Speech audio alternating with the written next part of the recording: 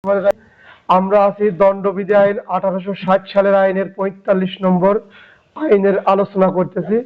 এই আইনের সিংহভাগ ধারায় আমরা পড়ে ফেলাইছি।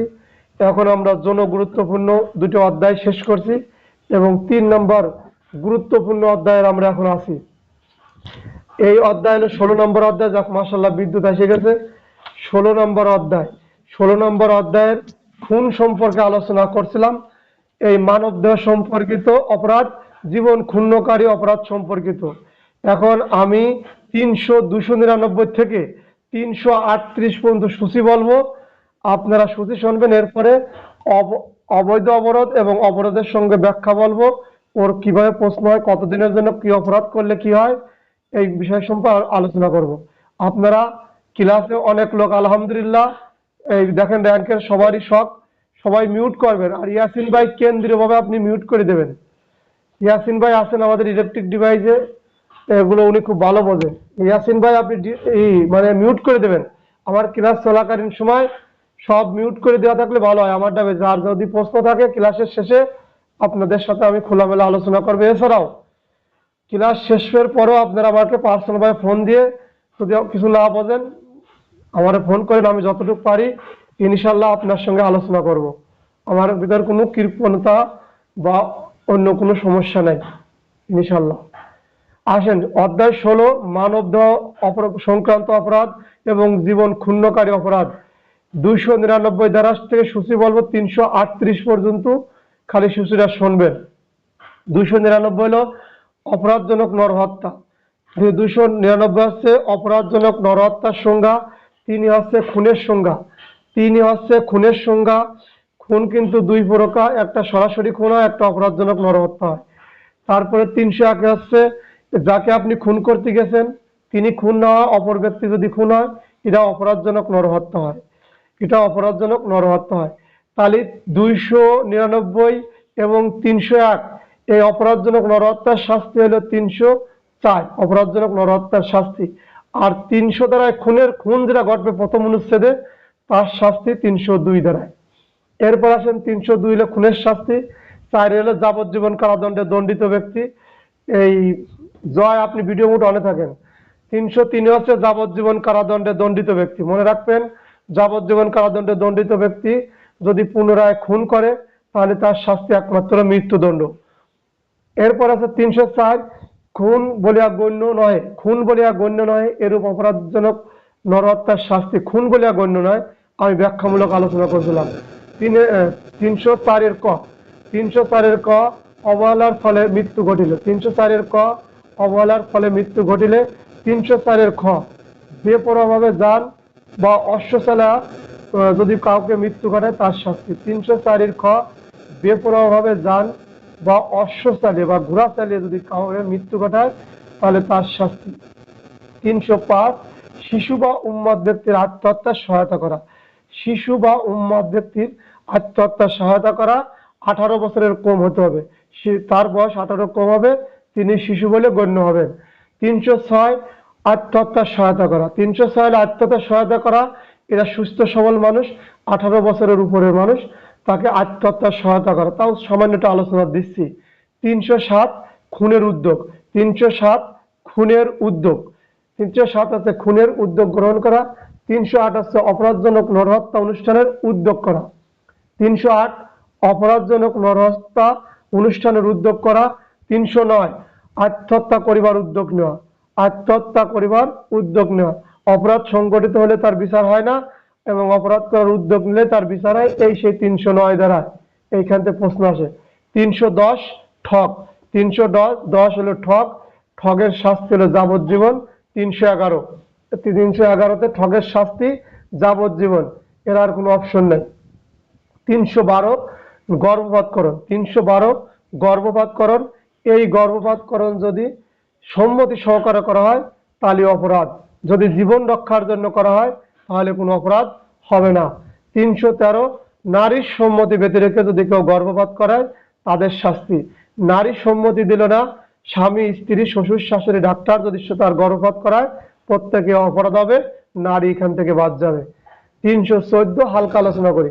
314 গর্ভপাত করার ফলে যদি কারোর মৃত্যু ঘটে কোনো নারীকে গর্ভপাত করলেন, নারীর মৃত্যু ঘটলো, নারী যদি সম্মতি নাও দেয়, তার গর্ভপাত করানোর ফলে যদি মৃত্যু ঘটে, তাহলে যারা এই গর্ভপাত করাইছেন তাদের শাস্তি হলো 314 ধারা। 315 হলো শিশু জীবন্ত ভূমিষ্ঠ হওয়ার বাধাদান করা। শিশু জীবন্ত ভূমিষ্ঠ হওয়ায় বাধাদান করা, আপনি গর্ভে থাকাকালীন শিশুকে মেরে দিলেন, ওষুধ প্রয়োগ করে, আঘাত করে, এইরকম শিশু যদি আপনি মেরে দেন, তাহলে আপনার শাস্তি 315 ধারা। 316 অপরাধজনক নরহত্যা বলে গণ্য কার্যের সাহায্যে জীবন্ত অজাত শিশুর মৃত্যু ঘটানো। তাহলে 316 হচ্ছে অপরাধজনক নরহত্যা বলে গণ্য কার্যের সাহায্যে জীবন্ত অজাত শিশুর মৃত্যু ঘটানো। পেটের মধ্যে শিশু আছে, ওই নারীকে আঘাত করছিলেন মেরে ফেলানোর জন্য বা ক্ষতিগ্রস্ত করার জন্য, কিন্তু নারীর বাচ্চা ভিতরে মারা গেছে, নারী ক্ষতিগ্রস্ত আছে, এই ক্ষেত্রে 300।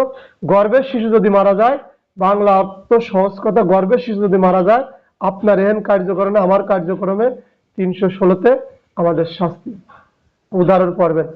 তারপরে শিশু 317 হচ্ছে পিতামাতা অভিভাবক।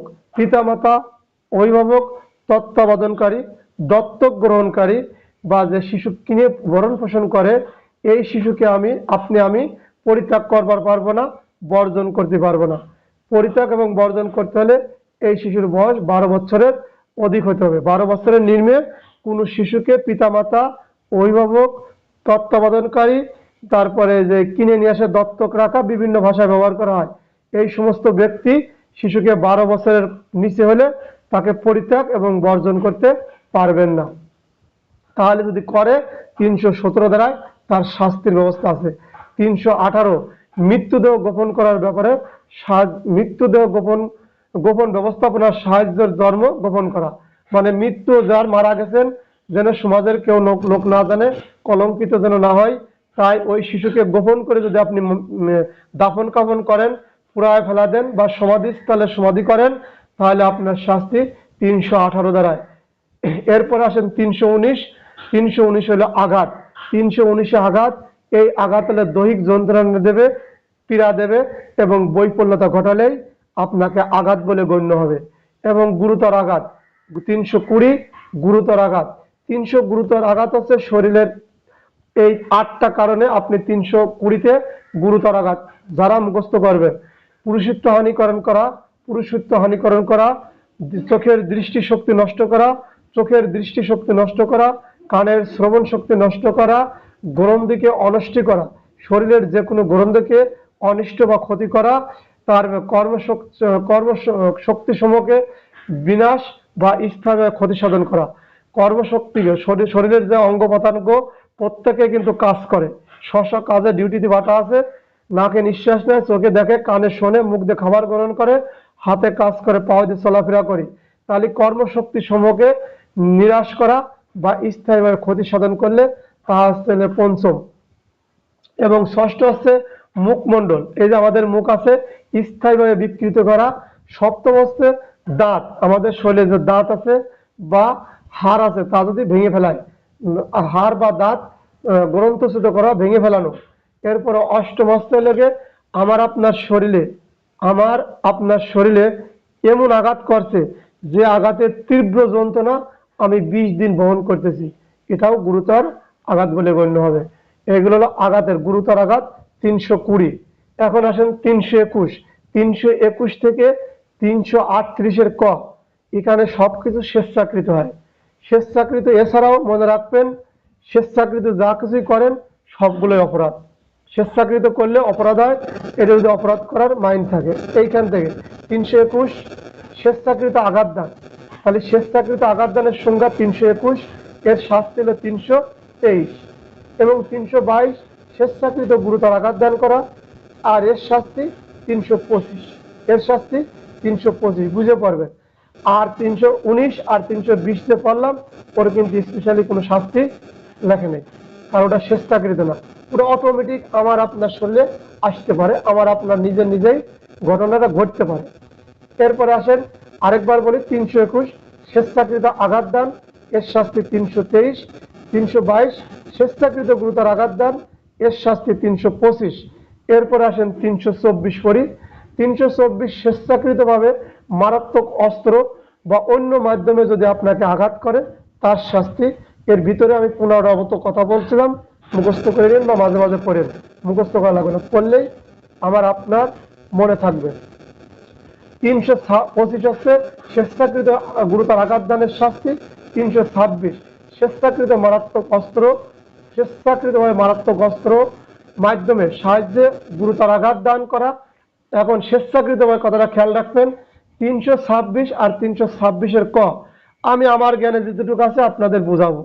326 হচ্ছে যদি একটা চোখ বলে, পরীক্ষায় কখনো যদি একটা চোখ আসে তাহলে মনে করবেন 326 আপনাকে বলছে উত্তর করতে। আর যদি দুটো চোখ আসে, অ্যাসিড দ্বারা দুটো চোখ আসে, তাহলে 326-এর ক। এতটুকু পার্থক্য করে দুটোই কিন্তু গুরুতর আঘাত, 326-এও গুরুতর আঘাত আর 326-এর কতেও গুরুতর আঘাত। পার্থক্যটা কি? 326 স্বেচ্ছাকৃত মারাত্মক মাধ্যমে আঘাত, স্বেচ্ছাকৃত মারাত্মক মাধ্যমে গুণাদান করার সাথে। 126-এর ক স্বেচ্ছাকৃত দুই চোখ উপড়ে ফেলা। স্পেশাল আপনাদের যারা ভোকেশনালে পড়েন আর বিভাগ পড়েন এদের ট্রেড বলে। এছাড়া আমরা যারা চাকরি করি মনে রাখবেন আমাদের ট্রেড আছে, বিভিন্ন জন ইলেকট্রিশিয়ান, প্লাম্বার, কম্পিউটার অপারেটর, এদের কিন্তু ট্রেড কাজে দক্ষ। সেই রকম আমাদের 326-এ বলছে কি ট্রেড সম্পর্কিত বিষয়ের মতোই স্বেচ্ছাকৃত বা দুটো চোখ, শরীরের কতগুলো অঙ্গ আছে এর মধ্যে দুটো চোখের কথা বলছে। এবং এই চোখ আপনি অ্যাসিড জাতীয় পদার্থ যদি নষ্ট করে ফেলান তাহলে আপনার শাস্তি 326-এর ক মারি দেবে। ঠিক আছে, দুটো চোখ যদি আপনার মামারি গুজা উঠে ফেলা যায়, স্পেশালি উঠে মানে ট্রেডমার্ক আপনার প্রশ্ন নিয়ে আসে, আমি মনে করব 326-এর ক থেকে আসে। আর যদি 100 বলে অ্যাসিড দ্বারা 100 বলে 326 মারবে, পার মারেন না। 327 বলপূর্বক সম্পত্তি আদায় বা কোনো অবৈধ অস্ত্র রাজ্য করার জন্য আঘাত, স্বেচ্ছাকৃত আঘাত দান করার শাস্তি। বলপূর্বক সম্পত্তি ছিনিয়ে নেওয়া, বলপূর্বক সম্পত্তি ছিনিয়ে নেওয়া বা অবৈধ কাজ রাজ্য করার জন্য সামান্য আঘাত বা সাধারণ আঘাত করার শাস্তি। 328 হলো ওষুধ দ্বারা বা মরণপাতি বা ওষুধ প্রভাবকে আপনাকে আঘাত করে যে ক্ষতি করে তার শাস্তি 328। 329 বলছে বলপূর্বক সম্পত্তি ছিনিয়ে নেওয়া, বলপূর্বক সম্পত্তি ছিনিয়ে নেওয়া বা অবৈধ কাজ করতে বাধ্য করার জন্য গুরুতর আঘাত। এই আঘাতের আয়টা সহজ আছে, প্রথমটা সাধারণ আঘাত, পরেরটা গুরুতর আঘাত। এটা সহজ মুখস্থ করা আছে। তাহলে 329 বলপূর্বক সম্পত্তি ছিনিয়ে নেওয়া বা অবৈধ করতে বাধ্য করার জন্য গুরুতর আঘাত। এখন আবার গুরুত্বপূর্ণ এখানে 326, 326-এর ক, 330, 331, 332, 333 গুরুত্বপূর্ণ, মহা গুরুত্বপূর্ণ, এগুলো বেশি করে পড়বেন। সাজেশনের ভিতরে সাজেশন দেবেন ইনশাল্লাহ। 330 কি বলছে? বলপূর্বক স্বীকারোক্তি আদায় করার বা সম্পত্তি প্রত্যাপন করবার জন্য স্বেচ্ছাকৃত আঘাত দান করা। বলপূর্বক স্বীকারোক্তি আদায় করার জন্য এইটুকুই মনে রাখবেন, বেশি করে পড়বা। বলপূর্বক স্বীকারোক্তি এখানে পুলিশ করতে পারে, এখানে অন্য কোনো সরকারি কর্মচারীও করতে পারে। গতকাল ব্যবহার করেছিলাম, ইউটিউবে দেখে নিন। তারপরে আসেন এখানে যে উদাহরণগুলো আছে পড়ে নেবেন, এটা আপনাদের। 331 কি বলছে? বলপূর্বক অপরাধী স্বীকারোক্তি আদায়। 331 বলছে বলপূর্বক অপরাধীর স্বীকারোক্তি আদায় করার জন্য গুরুতর আঘাত করছেন। বলপূর্বক অপরাধীর স্বীকারোক্তি আদায় করার জন্য গুরুতর আঘাত করছেন, তার শাস্তি 331। যদি পুলিশের কথা দিয়ে প্রশ্ন আসে তখন পুলিশ আইনে 37, পিআরবি 857 এইগুলো ব্যবহার করবেন। অন্য চাকরি সম্পর্কে যদি আসে তখন লিখবেন ওই সরকারি চাকরির বিধিমালা অনুসারে তার শাস্তির ব্যবস্থা করা যাবে। যারা না জানলেও কথা লিখে দেবেন। এক ভাই যোগদান করেন, আপনি নতুন, আপনার নয়েজ আসতেছে, আপনি নয়েজ বন্ধ করে দেন। তাদের ক্লাস সুন্দর এবং মানে ভালো পরিমাণে অনেক লোক যোগদান করছে। আমি ইয়াসিন ভাই ওই বাইরে আপনি নয়েজ করে দেন। তারপরে আসেন 332 সরকারি কর্মচারী দায়িত্ব পালন করার সময় যদি কোনো ব্যক্তি তার উপর আঘাত করে তার শাস্তি 332। আমি আপনি সরকারি কর্মচারী দায়িত্ব পালন করার সময় যদি কোনো ব্যক্তি আমার উপর আপনার উপর আঘাত করে তার শাস্তি হচ্ছে 332। আর 333 সরকারি কর্মচারী তার দায়িত্ব পালন করার সময় যদি গুরুতর আঘাত করে 333 দ্বারা শাস্তি।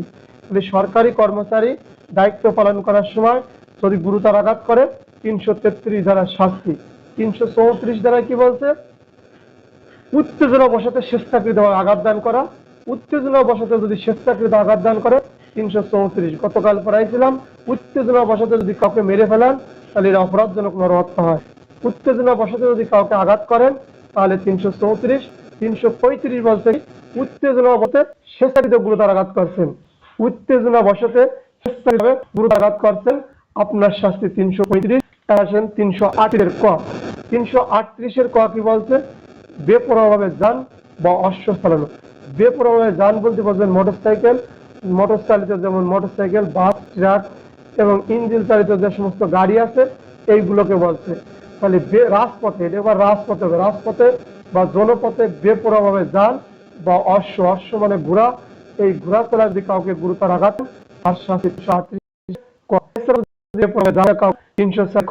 শাস্তি যদি কি করেন, ভয় বাদ বা এই গণপদ্র করেন 329 আপনার শাস্তি।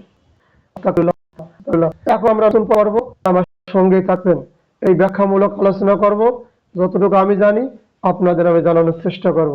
এখন আসেন অবৈধ বাধা আর অবৈধ অবরোধ সম্পর্কে আলোচনা করব। অবৈধ বাধা এবং অবৈধ অবরোধ সম্পর্কিত আলোচনা সংক্ষেপে বলে, আপনাদের চাকরি যাদের বেশি আছে এরা সবাই জানেন হরতাল অবরোধ নামে দুটো জিনিস আমাদের দেশে যারা বিরোধী দলে থাকে তারা ডাকে, থেকেই এই কাজটা ডাকে, হরতাল অবরোধ। এই হরতাল অবরোধ আমাদের নীতিনিয়ম ছিল অবরোধ যারা করেন না। তাহলে অবৈধ বাধা, অবৈধ বাধা এক ধরনের হরতালের মতোই, হরতালের সাথে অনেকটা মিল নাই, তার ওটা বলবো না। অবৈধ বাধা আছে, অবৈধ বাধা 339। 339 অবৈধ বাধার সংজ্ঞা একটাই, শাস্তি আছে, এই অপশন আমাদের শেষ হয়ে যাবে। কিন্তু অবরোধ খুব খেয়াল করবেন, খুব মনে রাখবেন। তাহলে 339 হচ্ছে অবৈধ, অবৈধ বাধা। অবৈধ বাধাটা কি রকম? আপনার আমার আইনানুগ অধিকার আছে যে রাস্তা দিয়ে যাওয়ার, যেখানে পানি ব্যবহার করার, আমার আপনার সেই রাস্তা দিয়ে যেতে দেয় না, এই বাধা দানকারকে অবৈধ বাধা দান করে। এখন আপনার দেখেন আইনানুগ অধিকার নাই আমার গৃহের মধ্যে প্রবেশ করার, আপনারা আমার ক্লাসে পড়েন, আমি পড়াই, আপনাদের বাড়ি যাওয়ার আমার আইনত অধিকার নাই। এখন আপনি যদি বাধা দেন যে আমার ঘরে ঢাকতে দেবো না, আমাদের এলাকায় আপনারা আসতে দেবো না, সেই ক্ষেত্রে কিন্তু অবৈধ বাধা হবে না, সেক্ষেত্রে অবৈধ বাধা হবে না এবং হয় না। তাহলে বুঝতে পারছেন অবৈধ বাধাটা কখন? যখন আমার আপনার আইনানুগ অধিকার থাকবে ওই রাস্তা ব্যবহার করার, ওই পানি ব্যবহার করার এবং স্বাধীনভাবে চলাফেরার। আমাদের দেশে দেখতেন আমরা ডিউটি করার সময় রাত গভীর হলে ওদেরকে সরাই দেয়, আইনানুগ আছে রাত 12টার পরে সন্দেহজনক চলাফেরা, সেই ক্ষেত্রে আমি আপনি করি। ও যদি বলে না আমার এমনি অবাধ চলাফেরার সুযোগ আছে, না এখন নাই, আপনার আইনানুগ খর্ব হয়ে গেছে, আপনার যখন সুযোগ আছে আপনি তখন চলবেন। তাহলে কোনো ব্যক্তি যদি তার আইনানুগ অধিকার আছে যে রাস্তা ব্যবহার করার, যেদিকে চলার, তার স্বাধীন মতো ডানে বামে উপরে নিচে যেখানে সে চলবে, আইনানুগ তার অধিকার, এখানে আমি আপনি যেই বাধা দেব এটা অবৈধ বাধা হবে। এটা কি হবে? অবৈধ বাধা হবে। কিন্তু যেখানে আমার আইনানুগ অধিকার নাই, সংরক্ষিত এলাকা, আমার আপনার আইনানুগ অধিকার আছে সেখানে, আর তো সেখানে যদি আমি আপনি যাতে যাই আবার চেষ্টা যদি বাধা দেয় সেটা অববাধা হবে না। তাহলে এমসিকিউ কি? কখন অবৈধ বাধা, কোনটা অবৈধ বাধা? আপনার আইনানুগ যেখানে অধিকার আছে সেখানে ঠেকাই দিয়েছে, যেখানে অধিকার নেই সেখানে ঠেকা দিয়েছে, কখাও ভাই কোনোটি না। তখন দেখেন অবৈধ বাধা যেখানে আমার আইনানুগ অধিকার আছে সেখানে। এখন আসেন কখন এমসিকিউ। এমসিকিউ তে কোন কোন বিষয় প্রমাণ করে, এমসিকিউ না প্রশ্ন বলি, প্রশ্ন বেশি আসবেন, এমসিকিউ কেউ হারবেন না, কেউ ফেল করবেন না আমার বিশ্বাস। আমাদের এখানে নারী পুরুষ সম্মিলিত ক্লাস হয়, সবাই শান্তিপূর্ণভাবে ক্লাস করবেন এবং খাতা জমা দেবেন এবং আপনাদের খাতার আমি পুঙ্খানুপুঙ্খভাবে দেখে উত্তর দেব। কিন্তু নতুন মিটু আপা আসছেন, ইয়াসিন ভাই আছেন, তারপরে আরো আমার লোকমান স্যার আছে, আপনারা যদি খাতা জমা নাও দেন মনে খারাপ করবেন না, আপনাদের নতুন প্ল্যাটফর্ম, আপনারা শরৎ থেকে শিখতেছেন, আমি আপনার শরৎে এবং চন্দ্রবিন্দুর পর্যন্ত আপনার সাথে থাকবো, আপনার এ থেকে জেড পর্যন্ত আমি আপনার সাথেই থাকবো, আপনি থাকেন, কারণ আমার কষ্ট একই মাপের হবে, একজন থাকলেও যা 10 জন থাকলেও তাই হবে। কিন্তু আপনার শেখাতে পারা আমার অনেক আনন্দের, ভালো লাগে। আমি নাইট করছি, কষ্ট নিয়ে নেই, আমি ঘুম পাচ্ছি আপনাদেরই কারণে, একটু রেস্ট নিচ্ছে যাতে ক্লাসটা নিতে পারে। যাক, এরপরে আপনারা এই পাঠ ব্যতিক্রম উদাহরণগুলো পড়ে নেবেন। অবৈধ বাধা শেষ। এখন আসেন 300, এই অবৈধ 339 অবৈধ বাধার 341 তার শাস্তি, 341 তার শাস্তি, এইটুকুই পড়ে। অবৈধ বাধা নিয়ে শিক্ষা হয়তো আছে, কিন্তু 340 অবৈধ অবরোধ খুব খেয়াল। অবৈধ অবরোধ খুব দামি জিনিস, মাঝে মাঝে প্রশ্ন আসে, ক্ষণে ক্ষণে প্রশ্ন আসে, আমি আপনাদেরকে সুন্দর এবং সাবলীল ভাষায় বোঝানোর চেষ্টা করবো। অবরোধটা কি? অবরোধ সাধারণত আমরা ঘরকে দিয়ে শুরু করি, আমি আমার ঘরের মধ্যে আপনাকে আটকা রাখলাম, জোয়াকে আমার ঘরের থেকে বাইরে হতে দেবো না, অথবা জয় নিজস্ব ঘর আছে, সেই ঘরের থেকে আমি বাইরে যেতে দেই না। আমি জয়ের বড় ভাই, ক্ষমতা প্রয়োগ করে বাইরে যেতে দেই না। জয় ঘরের মধ্যে অবরোধ হয়েছে। এখন আছে জয়ের সাথে সম্পর্ক আর প্রতিবেশী আমার আরেক ভাই, ভাইকে বললে তুই ঘরতে তো আমি ঠেকাইছিলাম, এখন প্রতিবেশী বলছে কি প্রতিবেশী ওর বাড়ির থেকেই বাড়াতে দেয় না। তাহলে ওর বাড়িতে 5 বিঘা সম্পত্তি আর 2 বিঘা হোক আর 1 বিঘা হোক, ওই সম্পত্তি থেকে জয় আর বাইরে আসতে সাহস পায় না। ওই সম্পত্তির মধ্যেই তাকে আটকা রাখছে, এটা একটা অবরোধ। তাহলে অংশ কিন্তু অনেক বড় হয়েছে। অথবা এই অবরোধটা তার পাড়া কেন্দ্রিক হতে পারে, যে পাড়ার থেকে যে ইউনিয়ন পর্যায়ে যে বড় শহর কেন্দ্রিক, খেয়াল করবেন আরো বিরাট ওয়ার্ড কেন্দ্রিক, ওয়ার্ডের বাইরে দাওয়াত দেবে না। তাহলে কি হলো, এই ওয়ার্ডের মধ্যে সে অবরোধ হলো। আমি আপনাকে গভীর থেকে গভীরে বোঝাচ্ছি যাতে আপনি আমি ফেল না করি এবং প্রমাণের দায় আসবে। যদি সরকারি কর্মচারীকে অবরোধ করে, কতদিনের জন্য অবরোধ করে সামনে পাবো, আলোচনার পরে প্রশ্ন বলবো, আপনারা শুনবেন, উত্তর পাওয়া যাবে। তাহলে অবরোধ হচ্ছে ওয়ার্ড পর্যন্ত অবরোধ করলো, আপনি তাহলে অবরোধের আওতায় পড়ে গেলেন। এখন আপনার বাড়ি ইউনিয়ন বা থানায়, এখন সহজ করি, ইউনিয়ন থানার বাইরে আমি যেতে দেবো না। আমার হলো বিভাগীয় শহরে বাড়ি অথবা জেলা সদরে বাড়ি, আমি আপনার কাছে টাকা পাই অথবা ক্ষমতার দাপটে বললাম জয় তুমি নীলফামারীর, তোমার যে নীলফামারী কি থানা আছে ওই থানার বাইরে তুমি যাবা না। ওই জয়ের আর সাধ্য নাই, ভয় কাতর, তিনি তাহলে কি হলেন, এই জয় অবরোধ হয়ে গেলেন। কার দ্বারা? আমার দ্বারা। অবরোধ করলো কিরা? রিজাউল। শাস্তি হবে কার? রিজাউলের শাস্তি হবে। অবরোধ হয়েছে কিরা? জয়। এছাড়াও এরকম বৃহত্তম থেকে বৃহত্তম যখন আলোচনা করবেন, আপনি দেশ কেন্দ্রিক হতে পারে, বিভাগ কেন্দ্রিক হতে পারে, নির্দিষ্ট ঘর কেন্দ্রিক হতে পারে অবরোধ। অবরোধের নির্দিষ্ট সময় সীমা নাই, যে কোনো এলাকা ভিত্তিক, যা আপনার নির্দিষ্ট গণ্ড রেখে বাইরে যেতে দেয় না। নির্দিষ্ট একটা গণ্ড রেখে মেপে দেবে, ক্ষমতার দাপটে হোক, আইনের দাপটে হোক, আর শক্তি প্রদর্শন করে হোক, আমি সেজন্য ওর সীমানার বাইরে না যায়, এটাকেই অবরোধ বলে, এটাকেই অবরোধ বলে। এখন এরপরে কোনো নির্দিষ্ট সীমাবদ্ধতা, আপনার নির্দিষ্ট একটা সীমাবদ্ধতা থাকবে। বইয়ের ভিতর পাবেন দুটো কথা, আমি অনেকগুলো কথা আপনাদের সাথে আলোচনা করলাম। তাহলে নির্দিষ্ট সীমাবদ্ধতা থাকে এবং এলাকার বাইরে গমনের নিরন্তর করা হয়। তাহলে কি বলছে, কোনো নির্দিষ্ট সীমানা, আমার একটা নির্দিষ্ট সীমানা দেবে, আপনি নির্দিষ্ট সীমানার বাইরে যেতে দেবে না, এলাকার বাইরে গমনের নিরন্তর করবে। এই কাজটা করবে, এটা অবৈধ বাধাদান করবে। এটা কিভাবে বাধাদান করবে?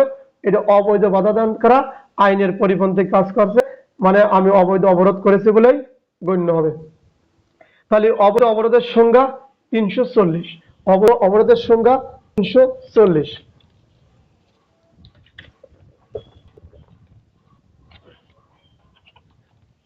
অবৈধ অবরোধের সংজ্ঞা 340। এখন আসেন, সুন্দর করে বুঝবেন, ভালো লাগবে না। অবৈধ অবরোধের শাস্তিগুলো কি কি আমরা যথাক্রমে আলোচনা করব।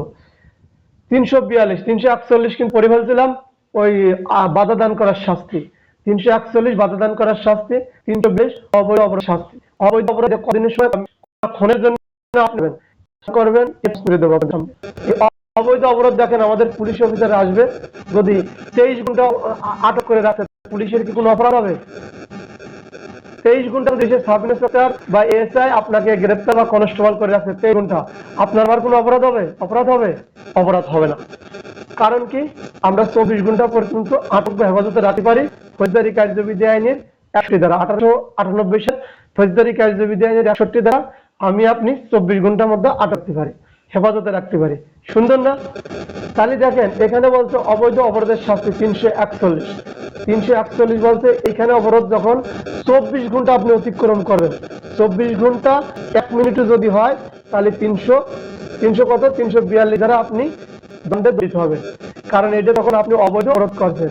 আর 24 ঘন্টা পর্যন্ত যদি আপনি গ্রেপ্তার করে রাখেন, সেক্ষেত্রে আপনি অবৈধ অবরোধ করেন নাই বা আটক রাখেন নাই। সুন্দর না পড়াটা? মন না? ভালো লাগবে, লাগে থাকেন, নিরাশ হবেন না, ছোট ছোট করে শিখতে থাকেন, একদিন বিরাট শিখে যাবেন। আমি রিজাউল, একদিনই সব কিনে, আপনার আমার মতো 3 বছর করে ক্লাস করছি, 2 বছর ক্লাস করছি, আরেক বছর তো প্র্যাকটিস করতামই। এখনো আপনাদের সাথে প্র্যাকটিস করি, 4 বছর পরে পরীক্ষা আবার দেবো, সেই কারণেই করি, এছাড়া বিরাট কোনো স্বার্থ নেই। তাহলে অবৈধ অপরাধের শাস্তি কখন? যখন আপনার 24 যখন অফিসার উদ্ধার করে রাখলো, তখন কি ধরনের অপরাধ? তখন 25 ঘন্টা ব্যবহার হবে, 26 ঘন্টা ব্যবহার করবে, সে দারোগা হোক, ওসি হোক, পুলিশ সুপার হোক, সেনাপ্রধান হোক, বিডিআর হোক, যাকেই করা হোক, তিনি এই ক্ষমতার বাহির কাজ করে ফেলছেন।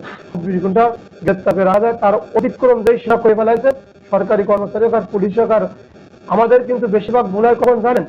যখন এসপির নাম দিয়ে উল্লেখ করে আসবে, ওসির নাম দিয়ে উল্লেখ করে আসবে। আমরা সবাই থানা ফাঁড়ি সম্পর্কে জানি যে না তো 2-3 দিন তো রাখে, তাতে কিছু হয় না। আরে মিয়া না, সরি, ভুল টন করছি। ওই এই যে থানায় আপনাকে আমাকে আটকা রাখে, ওটা যখন এই জিডিটি জেনারেল ডায়েরিতে নথিভুক্ত করে ফেলায়, সেই সময় যে আপনার কাউন্টডাউন শুরু হয়ে যায় 24 ঘন্টা। আর যত সময় আপনাকে জিডি এন্ট্রি করা না হয়, আপনি থানায় 2 দিন থাকলেও 5 দিন থাকলেও আপনাকে জিজ্ঞাসাবাদ করার জন্য পুলিশ অফিসার কখন তলব করতে পারে, তলব করার কতটা সময় আপনাকে এরকম কোন আইন পান? বলেন পুলিশ অফিসার কোন কোন ক্ষেত্রে তলব করতে পারে? আমি আপনি সবাই কালকের আগের দিন প্রশ্ন ছিল না? এখন আপনাকে তলব করে জিজ্ঞাসাবাদ করার সময় লাগতেই পারে, আমি তো আপনাকে গ্রেফতার করি না। এই ক্ষেত্রে কিন্তু এই অবরোধের মধ্যে পড়ে না, এই ক্ষেত্রে অবরোধের মধ্যে পড়ে না। ওই জিডিতে আপনার 24 ঘন্টা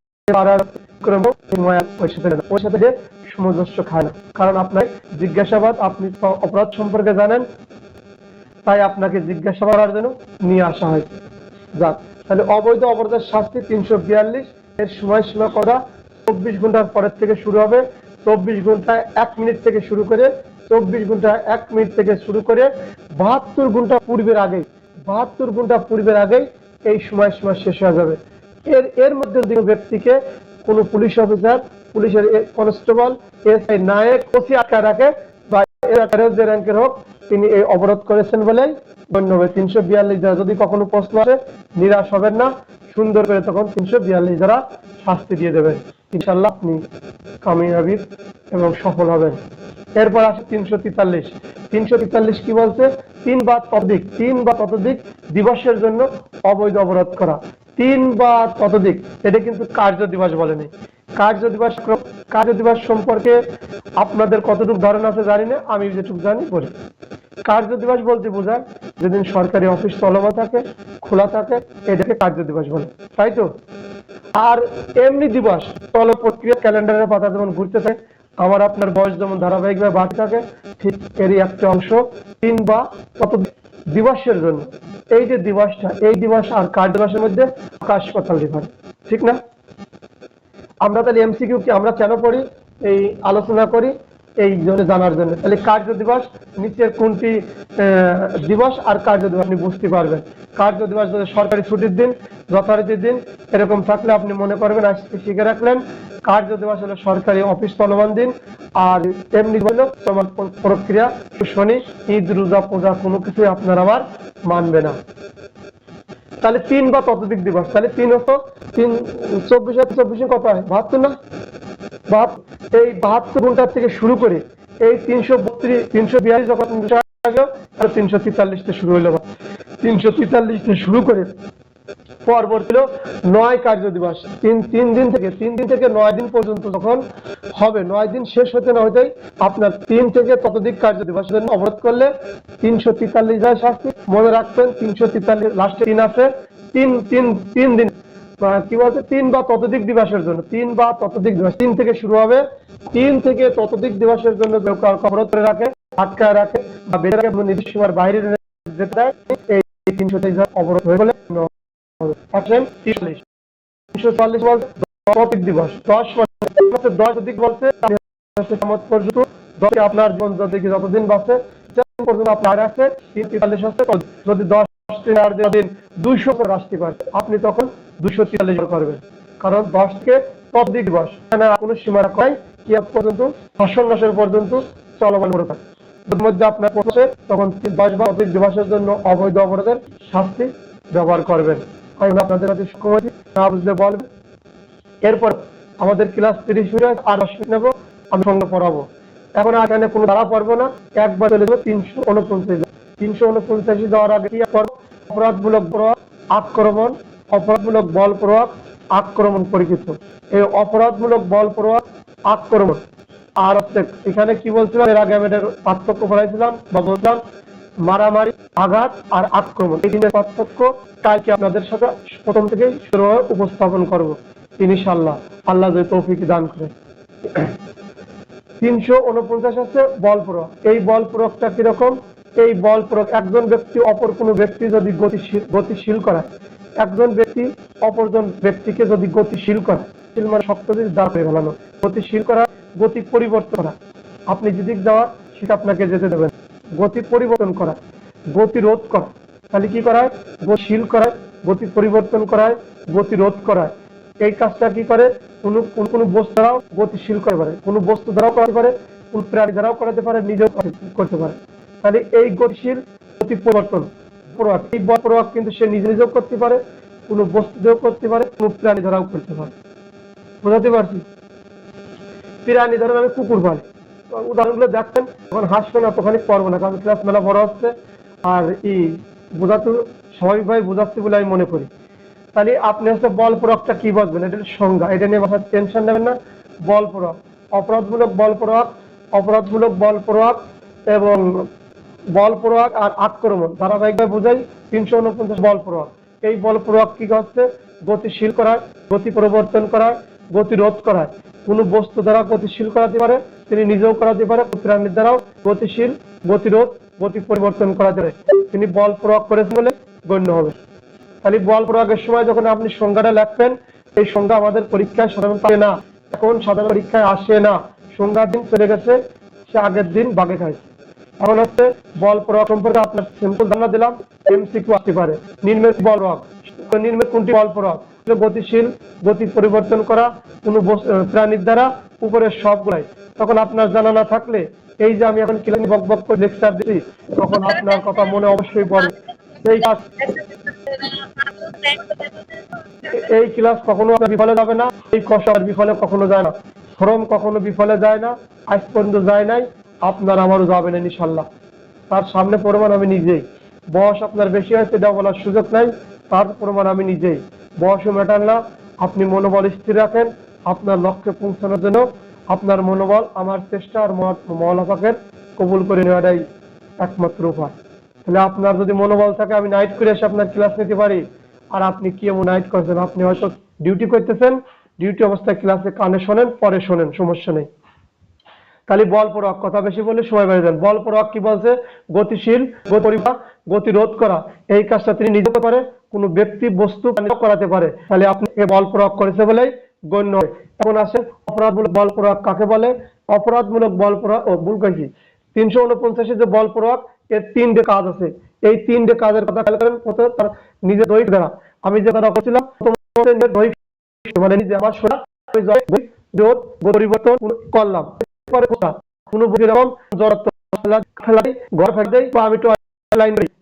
গতিশীল, গতিরোধ, গতি পরিবর্তন করে দিয়েছি, ঠিক নাই? এটা করে কিনা? তাহলে গতিশীল এবং আপনার বল প্রয়োগ করলাম।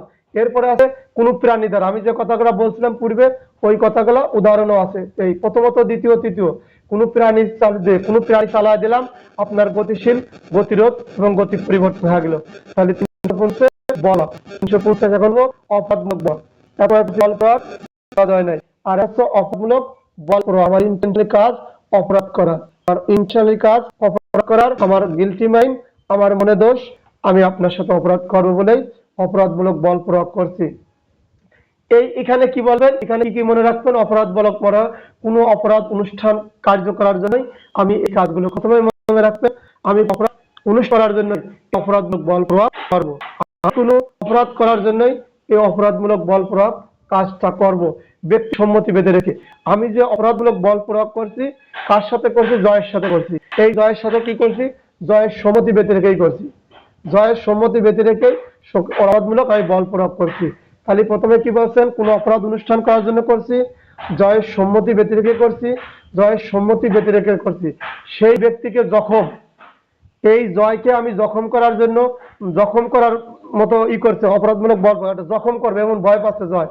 আমি যে অপরাধমূলক বল প্রয়োগ করতেছি, জয় বুঝতেছে আমার জখম হয়ে যেতে পারে। জয় ভীত সন্ত্রস্ত হয়ে গেছে, ভীতি পাচ্ছে, মানে ভয় পায়, ভীতি বা বিরক্তি। জয়ের খুব বিরক্তি লাগে, যে লোকটা আমার সাথে এরকম করে কেন, চোখ মুখ পাকাতেছে বা এরকম আঘাত আক্রমণ করতেছে, আমি তার সম্মতিও দিই নেই আর কি করার জন্য, কিন্তু এরকম বেপরোয়া না, এটা আমি অপরাধমূলক। আর আমি যে আপনার সাথে জয়ের সাথে যে আচরণ করতেছি, আমি কোনো অপরাধ অনুষ্ঠান করব বলেই এহেন আচরণ। তাহলে আমি অপরাধ অনুষ্ঠান করার জন্যই করতেছিলাম, আমি জয়ের সম্মতি বেঁধে রেখে বল প্রয়োগ করতেছিলাম। এই বল প্রয়োগ, জয় জখমের ভয় পাচ্ছিল, জয় জখমের ভয় পাচ্ছিল, ভীতি এবং বিরক্ত সৃষ্টি করতেছিল। আমি জয়কে ভীতি এবং বিরক্ত সৃষ্টি করতেছিলাম, জয়কে ভীতি বিরক্ত সৃষ্টি করতেছিলাম। এই কাজগুলো করার কারণে আমি অপরাধমূলক বল প্রয়োগ করেছি বলে গণ্য হবে। এই যে কাজটা করছি, আমার এই কাজটা অপরাধমূলক বল প্রয়োগ হয়েছে বলেই গণ্য হবে। তাহলে আবারও বলি, এই অপরাধমূলক বল প্রয়োগ কোনো অপরাধ অনুষ্ঠান করার স্বার্থে আমি অপরাধজনক বল প্রয়োগ করি। কোনো অপরাধ অনুষ্ঠানের উদ্দেশ্যে, কোনো অপরাধ অনুষ্ঠান করার উদ্দেশ্যে কাজটা করছি, সম্মতি ব্যতি রেখে। কি করছি? ব্যক্তির সম্মতি বা যার সাথে এই কাজটা করতেছি তার সম্মতি ব্যতি রেখে কাজটা করছি।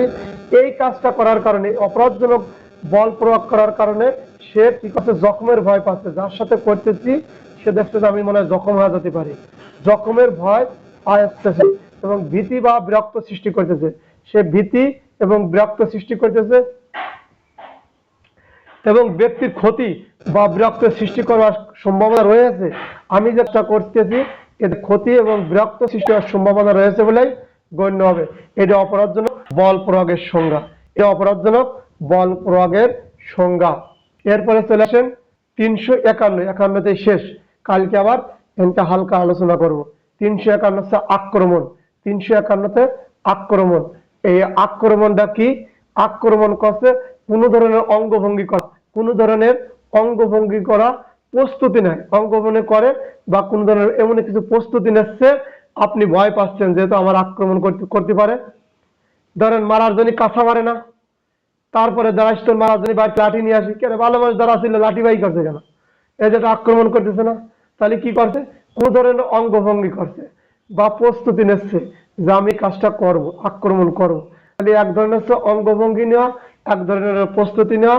আর বল প্রয়োগের উদ্দেশ্য, বল প্রয়োগের উদ্যোগ করিয়াছে। এই কাজটা কি করছে? এই আক্রমণ করার পূর্বে তিনি বল প্রয়োগের উদ্যোগ গ্রহণ করছে, তিনি বল প্রয়োগ করার উদ্যোগ গ্রহণ করছে। এই কাজগুলো যারা করছে তারা আক্রমণ করেছে বলেই গণ্য হবে। তাহলে সংজ্ঞাগুলি সুন্দর আসছে না? আমি শর্ট করে এর ভিতরেই লেখা আছে, আপনারা পড়বেন, দেখবেন সুন্দর সুন্দর লাগবে না। কোন ধরনের অঙ্গভঙ্গি করে, তাহলে কোন ধরনের অঙ্গভঙ্গি করে প্রস্তুতি নেয় বা বল প্রয়োগের উদ্যোগ করেছিল, বল প্রয়োগের উদ্যোগ করেছিল। এই কাজ করেছিলেন মানে তিনি আক্রমণ করেছিলেন বলেই গণ্য হবে। ঠিক আছে, এখানে আরো উদাহরণ নেবেন। আসসালামু আলাইকুম।